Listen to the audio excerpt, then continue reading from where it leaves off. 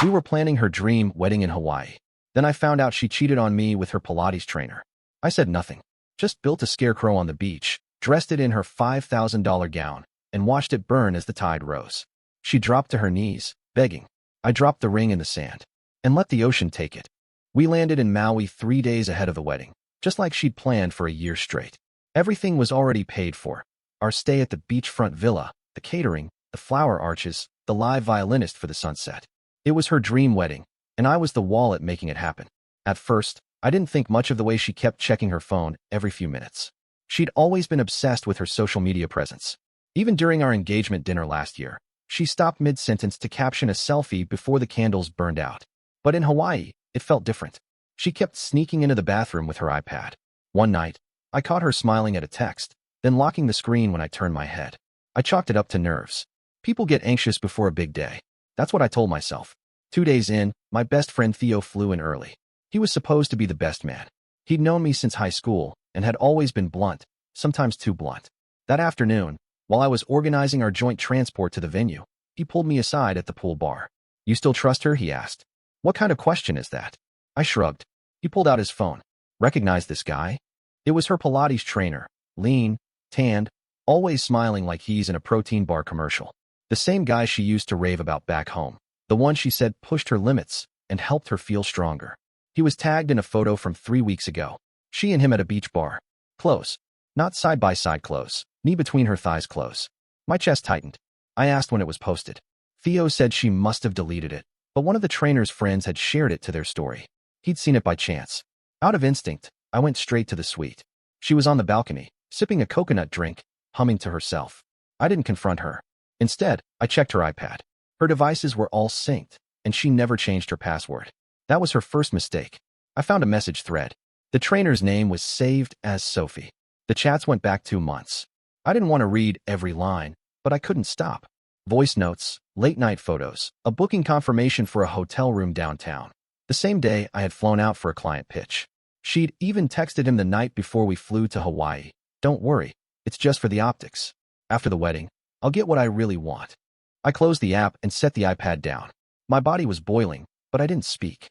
Not a single word. That was my second instinct. That night, I didn't sleep. Instead, I pulled out a blank notebook and started listing what I needed. Cancel automatic joint transfers. Book backup flight under different name. Print copies of the messages. Buy tiki fuel. Source mannequin base. Check tide schedule. The next day, she woke up cheerful. "Can we do the tasting today?" she chirped. I smiled and said sure. She kissed me like nothing was wrong. While she posed with orchids and tasted cakes, I visited a tourist vendor who sold tiki props. I paid cash for a bamboo mannequin frame. It was hollow, half broken, and smelled like wet plastic. I reinforced it with driftwood and wrapped it in spare towels from the villa. Then I found a storage locker near a kayak rental stand and left it there. Every time she talked about the gown, the more it made sense. She had flown it in specially. Custom made. $5,000. Embroidered lace, low back, pearl trim. She mentioned it every day like it was her crown, and I knew what I had to do with it.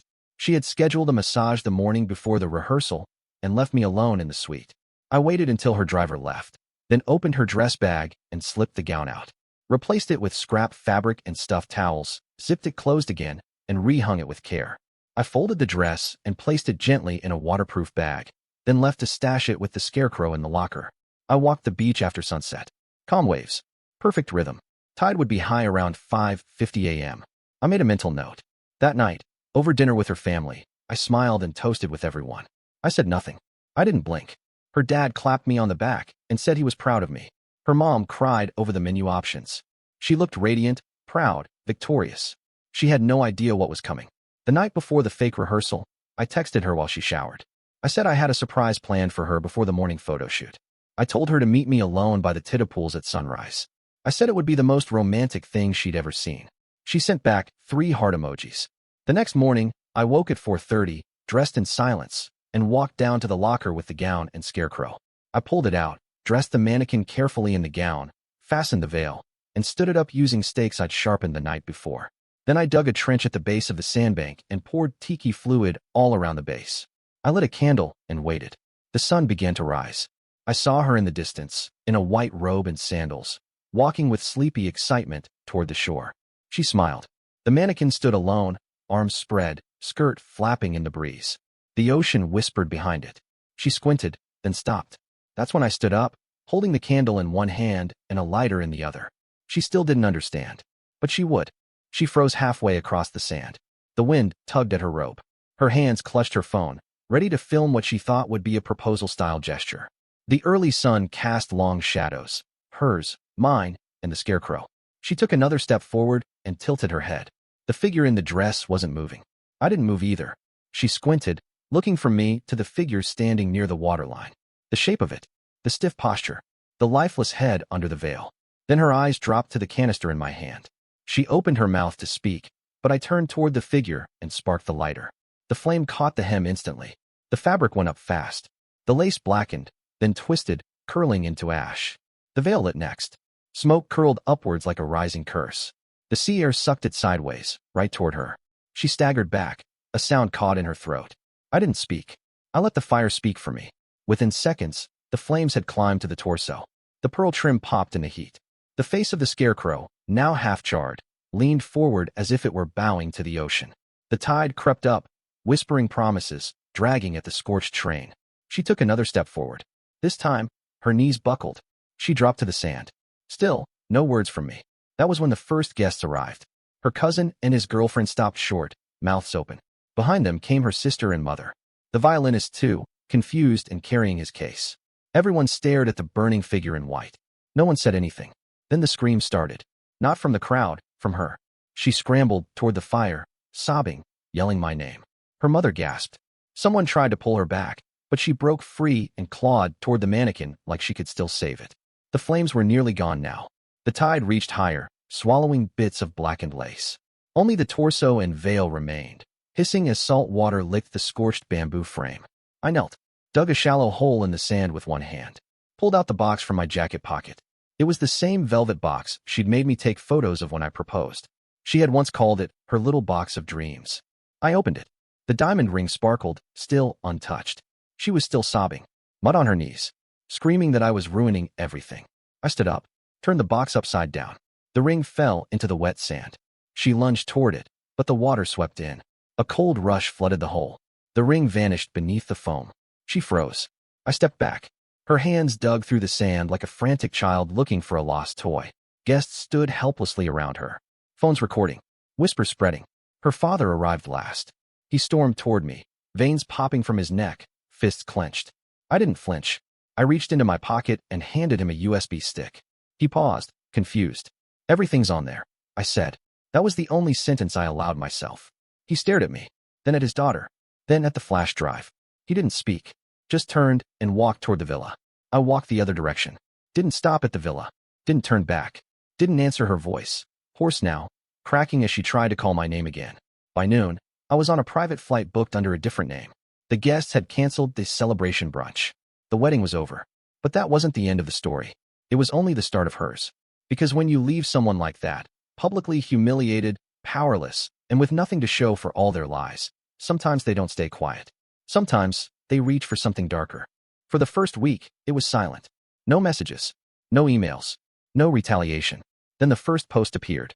Not on her main account. On a private one her friends followed. A black and white photo of her staring out at the ocean. Captioned with a cryptic line about narcissistic cruelty and healing from emotional violence. Comments flooded in. Support. Sympathy. Confusion. People asked if it was about me. She never replied. 3 days later, an anonymous thread showed up on a wedding forum. The story was familiar. Woman plans dream wedding. Groom humiliates her in front of everyone. Burns her dress.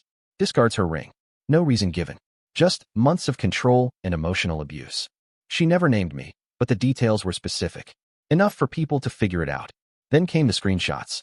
Fake ones. Doctored messages showing me yelling, gaslighting, even mocking her body. Screenshots of me saying she was lucky to have me. Accusing her of being nothing without me. None of them real. Fonts were mismatched. Timestamps were inconsistent. But to strangers, it looked convincing enough. Within a week, 2 of my long-term clients pulled out. One of them said their HR team received anonymous complaints. I checked my inbox. 2 burner emails had sent copied threads from wedding gossip sites claiming I was emotionally unstable and a known manipulator. One even claimed I threatened to torture property out of jealousy. She was painting herself as the victim, and she was good at it. Her follower count tripled in a month. She posted tearful stories with emotional music, spoke vaguely about being blindsided and fearing the person you thought would protect you.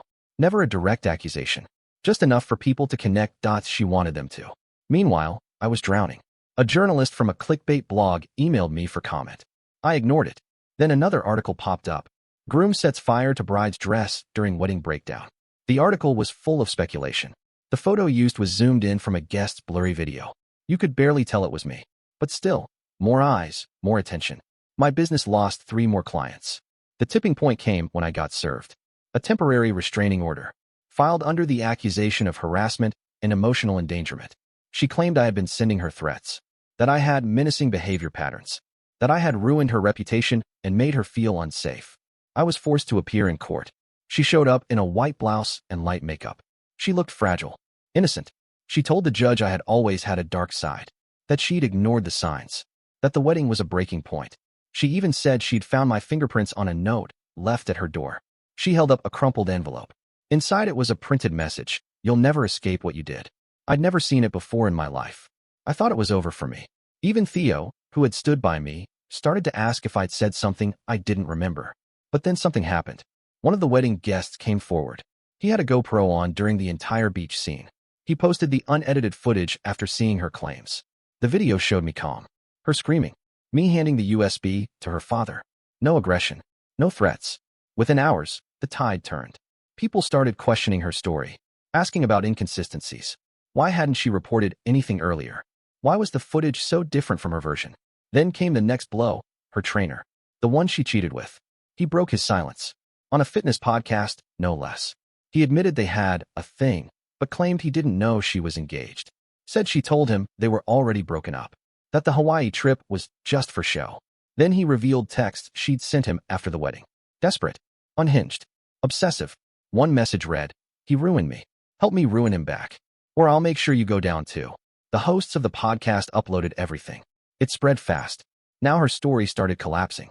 The harassment claim was dropped. The restraining order expired. But the damage was already deep. My reputation was scarred. My business had taken a hit I couldn't fully recover from. I had to start from scratch. And she wasn't finished. Because even when her lies were exposed, she still had one last trick. A final, desperate gamble to twist the narrative one more time. She was about to drag everything into darkness. Even herself. She disappeared from the public eye for 2 weeks. No posts. No stories. Not a single whisper. Then, one evening, a video went live. Not from her account, but it was her face. Pale, tear-streaked, framed in dim light. Shaky camera. She looked broken, her voice hoarse, like she hadn't slept in days. The caption was short: "I can't do this anymore. Goodbye." The internet exploded. Comments poured in. Prayers. Panic. Accusations. Hundreds begged for someone to check on her. A local wellness influencer reposted it. Then a gossip blog. By morning, she was trending. Paramedics were reportedly sent to her apartment. She was found just in time, according to the early leaks. A neighbor claimed she was barely breathing. That same day, one of her friends posted a selfie holding her hand in a hospital room. The caption read, "Some wounds aren't visible. Be kind." She tried. Sympathy poured in again. But something didn't add up. A few people began asking how the friend had access to her room that fast. Why the video had cuts. Why the timestamp didn't match emergency services logs. A digital forensics group analyzed the footage. They confirmed the video was pre-recorded. Multiple takes. Edited down. Sound balanced. There was even background music layered in quietly. The entire thing was staged. She'd faked a suicide attempt for attention. And now it was out. Her sponsors dropped her within hours.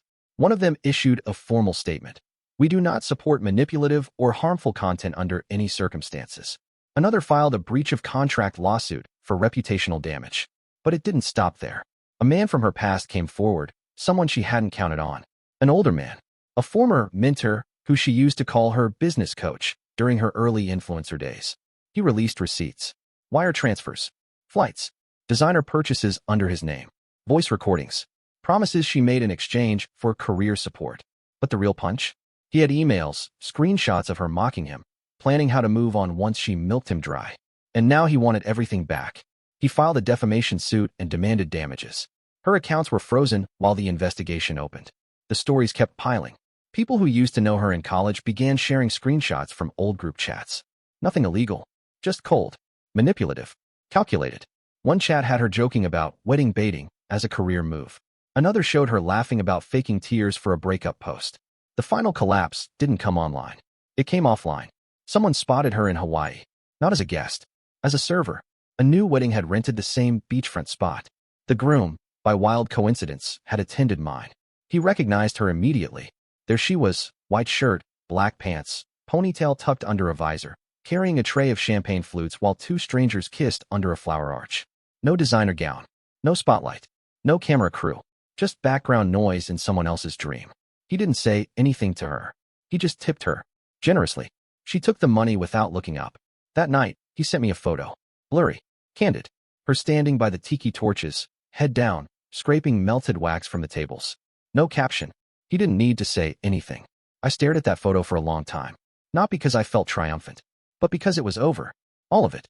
She had spent her life building a brand on beauty, manipulation, and illusions.